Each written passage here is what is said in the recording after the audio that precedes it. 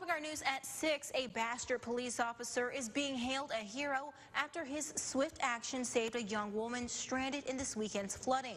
NBC 10's Bria Jones caught up with the hero officer who says it was just another day on the job. Bria? Yeah, Michelle, since Saturday, that video has gone viral on social media. So far, it's been viewed 20,000 times, and the officer in the video says he had no idea a camera was rolling until someone tagged him on Facebook. If we were doing something bad, 10 cameras would have been on us.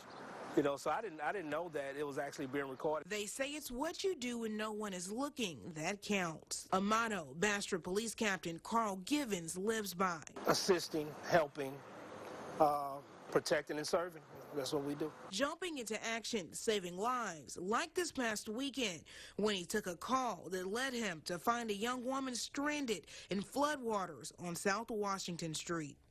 The water was high, and it was continuing.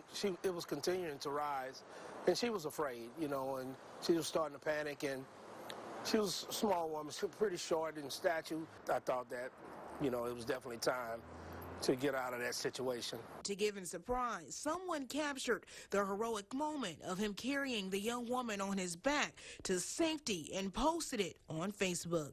But he says he can't take all the credit. I think Trevor, Sis, and his friend Ethan, they were already out there attempting to get her out.